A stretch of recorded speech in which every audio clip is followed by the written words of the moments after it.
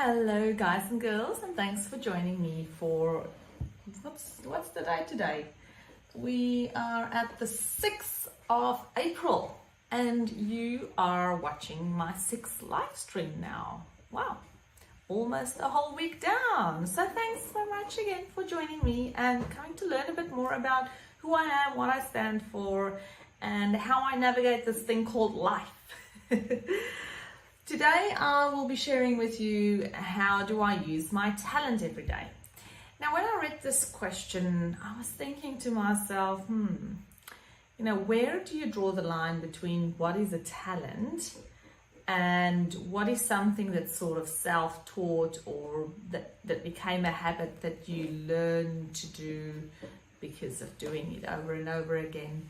Is talent something that you get better at because you practice at it, or is it something that you are solely born with? Can you develop a talent as you grow older or as you practice something? Interesting question.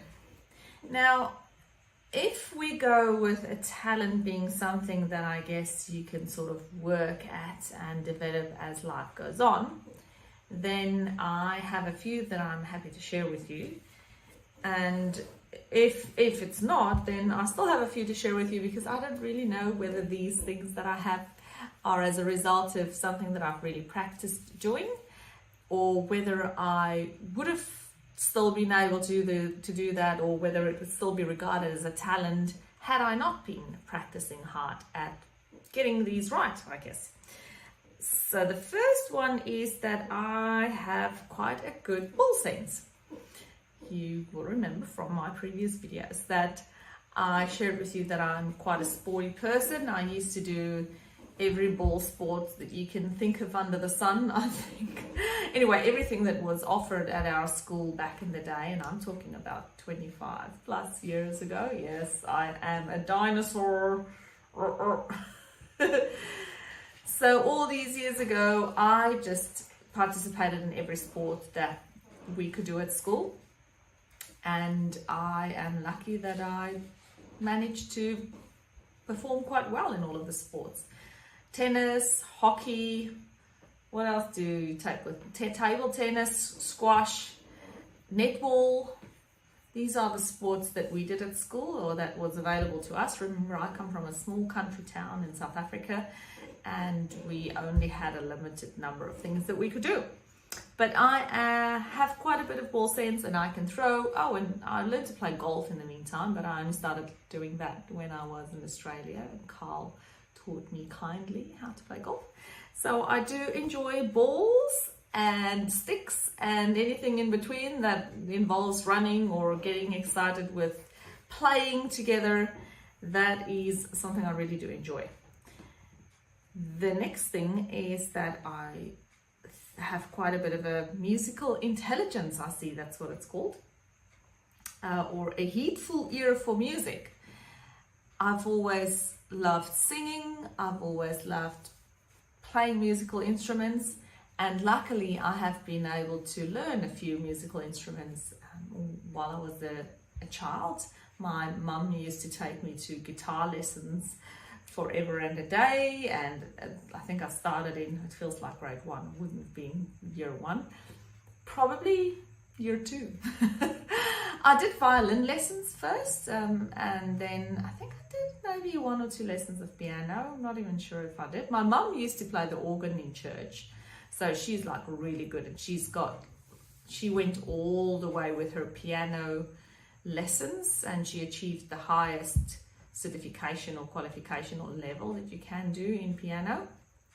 But I just basically can play guitar and really enjoy doing that and singing, and I just have an ear for, I guess, music and love listening to it and participating in it. The third thing is that I can speak in front of many people, or I can speak in front of the camera, whichever way you want to see it, which is then published to many people. I have no issues at this point in time doing it. well, not no issues. Of course, I'm aware of the fact that I'm broadcasting and I'm speaking to you guys live at the moment. And when I stand in front of an audience of 100, 200, 1,000 people, to me is actually an opportunity where I see it as, well, as a great privilege, to be honest, to share with people my thoughts and my views about something. It's not something that you just are born with and you stand up and you start speaking and it never occurs to you that there's a lot of people listening to you. But it is something that I have practiced doing ever since I was a child. As I said to you on the 1st of April, I used to participate in debating at school and just kept going at trying to speak in front of people. Whenever there was an opportunity, I would just keep on practicing, trying to not be too shy in sharing my thoughts. So I do small things like when there's a meeting or an event and people can ask questions, I would always try to ask a question so that I, in a way, put myself on the spot to practice asking questions or speaking in front of people and getting used to the idea. And so it is the same for doing this with cameras, is you just got to keep talking at it. But I'm now at a stage where I really do enjoy speaking and sharing my thoughts, and I see it as a great privilege to have a platform that I can bring my what's going on here to your living room or your car or wherever it is that you're watching this from. Then another thing that I think I'm quite good at, or is it a talent, or is it something that I've just really practiced hard at, and I've shared this with you previously as well, is my perseverance. I used to do long distance running at school, I think that's called, and I just learned to keep trying and keep pushing and keep pushing and keep pushing. Now, does it make it easier when you're, let's say, running 10Ks? Not that I have run 10Ks in the last 20 years. But the point is just, does it make it easier to keep pushing while you're tired, while you're scared, while you're concerned? No, it's still hard work to do that. The difference, I guess, is in realizing that if you do persevere, if you do persist through the struggle, that there is this reward or this goal that you achieve on the other end.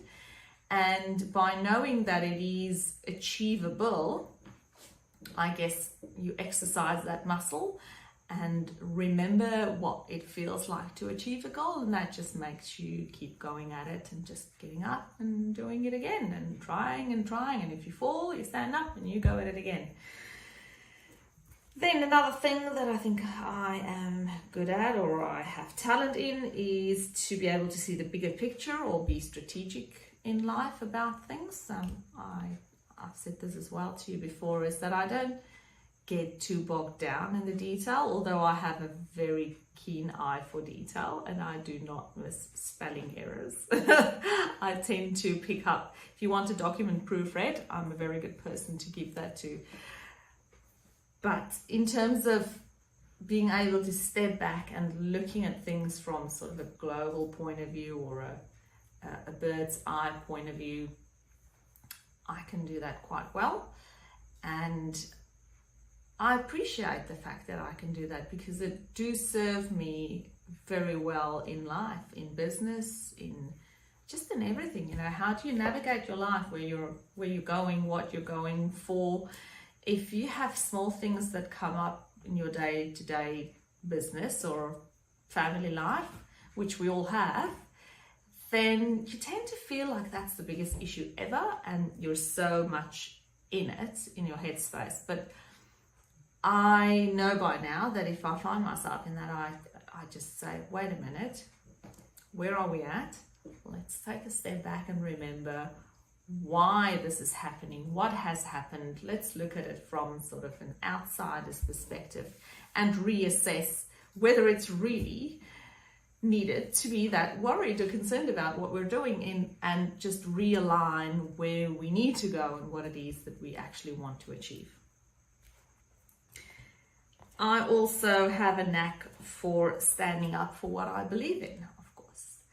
you will know this because you would have seen me just advocate on behalf of many people for different reasons. Some of them that I do on a regular basis are in my role as a local councillor at one of the local governments in Perth.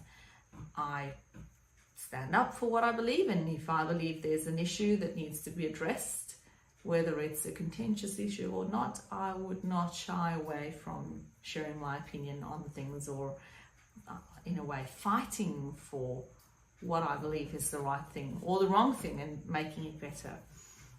I've also been on national TV, on Sky News, advocating on behalf of people who are having a genocide and just sharing the fact that they're in these dire conditions and they're being raped and murdered, and it's just horrible things that happen to the South Africans. And I am a passionate believer that that's not how, and we all know it, that's not how life should be. And so I'm prepared to put my head on the block, so to say, in standing up for these people and sharing the fact that they are being murdered left, right and centre, and that's unacceptable. Now, standing up for my beliefs mean that I do not subscribe to the concept of popularity. I could not care less, to be honest, whether you agree with me or you don't agree with me, whether you like me or you don't like me. I do appreciate if you share your differences of opinion with me, and I'm always open to listen to all different avenues. I actually really quite enjoy that because you never know, I might have missed an angle to an issue that I wasn't aware of previously. So I'm always open for any feedback, for comments, for difference of opinion, for different angles or views of issues. But I will not base my vote whenever I'm in a situation where I can have a vote on something, or I will not base my views or my advocacy because of popularity, on whether or not it's going to make me a more popular person or not. I base my views on what I believe in here, what's the right thing to do. Let's see, what's the next thing in terms of talent / things that I guess we've worked hard on. I have a technical aptitude or academic aptitude, or both, quite frankly, or an intuitiveness, I guess is the other word. I used to work in software for a while, and obviously in academia, and it sometimes takes a special way of thinking to be able to verbalize what happens in the technical aspect of what it is that you're working in into a sort of business, or a, shall I call it, layman's term. And having been a business analyst for a number of years, I also honed in on that skill quite a bit. So I was able to understand what the software engineers were saying, and then I was able to translate that information into something that our clients would understand. So that's for the technical, and also for the academic aspect. You know, having done my PhD and been involved in research quite a bit, it takes a bit of thinking, and you've got to sort of switch your brain around in a way to define or describe the academic problem that you're solving in layman's terms, in easier terms and definitions. And when you do your research, you tend to be, again, so bogged down in the details, or so focused, sharply focused on what it is that you're doing. Because remember, you're doing this little tiny bit of thing about this much knowledge in the world, and then when you're doing your PhD, you're just like drilling down until you've literally taking a microscope and making such a small piece this massive thing that you're blowing up. And to be able to describe what you're doing there into a regular kind of chat to somebody that you might meet on the street takes a bit of changing the way your brain works. I think in a way, the fact that I speak 2 languages helps as well, because when you think in English, and obviously English is my second language, Afrikaans is my first language. Yes, I speak Afrikaans every day. My whole household is Afrikaans. My parents are here, my family. I have lots of family. I have some family members in Australia, but obviously lots of them in South Africa, and I just speak Afrikaans to friends and everybody. So Afrikaans is still my first language. When I do English, I have to often think, what's the word again? That said, it happens to me when I speak in Afrikaans as well. That's the thing when you're talking in two languages. You're never really the one or the other. You're sort of hovering in between. But the fact that your brain practices to think in one way and then move it over into another language, I think in a way is the same for technical aptitude and academic aptitude, because your brain learns to change the same information into a different format and then verbalize that.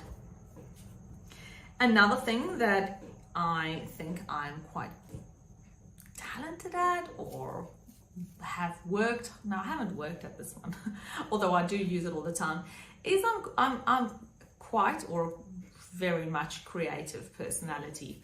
I love making stuff.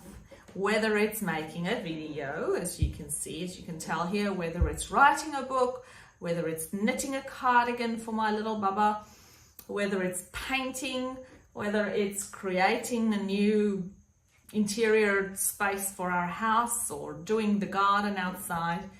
I just love creating things, and I have a very creative aspect to me.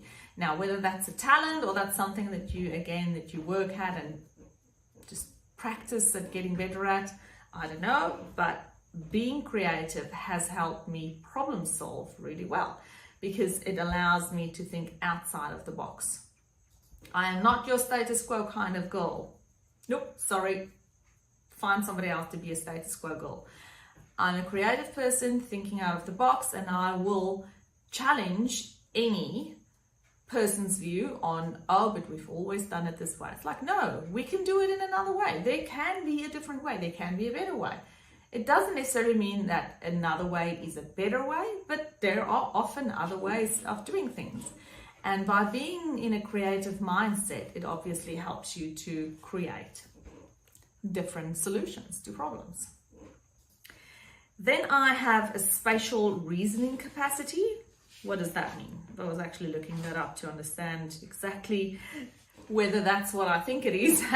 It means that I'm able to picture in my mind things in a 3D sort of kind of vision. So, as I said, this helps really a lot with things like designing and interior designing, but it also helps for geospatial kind of things. I have a very good sense of direction, and I think it's it's a way if you can imagine where you are and keeping track of where you're going, or just imagining that kind of space in your head, and hopefully not get lost too often. I do get lost when I don't focus on where I'm at. I have gotten lost in the past, but I have to say that doesn't really happen often in terms of driving. These days, it's so easy that you just hit the address and you say, Siri, take me to here or there. And she just obeys, and I just obey what she does. And then I listen to my podcast, so I'm not really focusing when I'm driving in that sense. But yes, spatial reasoning is one of my other things that I think I am quite good at. And the last one would be divergent thinking, which is what I just touched upon earlier in terms of being creative. Always looking for different kind of solutions. Why just keep doing the same old thing that everybody always do?